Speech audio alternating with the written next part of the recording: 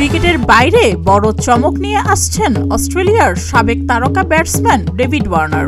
Cricket ছেড়ে এবার তিনি নাম লিখিয়েছেন অভিনয়ের মঞ্চে।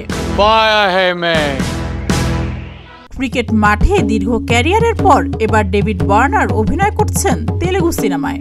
রবিনহুড নামের একটি সিনেমায় ক্যামিও চরিত্রে দেখা যাবে তাকে।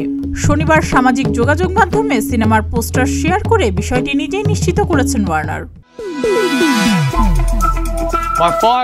নিজের অফিসিয়াল এক্স অ্যাকাউন্টে ওয়ার্নার লিখেছেন, ভারতীয় সিনেমা আমি আসছি, রবিনহুডের অংশ হতে পেরে দারুণ উচ্ছ্বসিত, এটি করতে বেশ উপভোগ করেছি।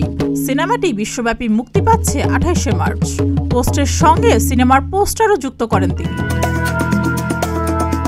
আইপিএলে সানরাইজার্স হায়দ্রাবাদের হয়ে খেলার সময় থেকেই তেলেগু সংস্কৃতির প্রতি ভালোবাসা জন্ম নেয় ওয়ার্নারের। তিনি প্রায়ই সামাজিক যোগাযোগ মাধ্যমে তেলেগু গানের সঙ্গে নাচের ভিডিও পোস্ট করতেন। ক্রিকেটের সফল ক্যারিয়ারের পর এবার বিনোদন জগতে নিজের জায়গা করে নেওয়ার চেষ্টা করছেন ওয়ার্নার।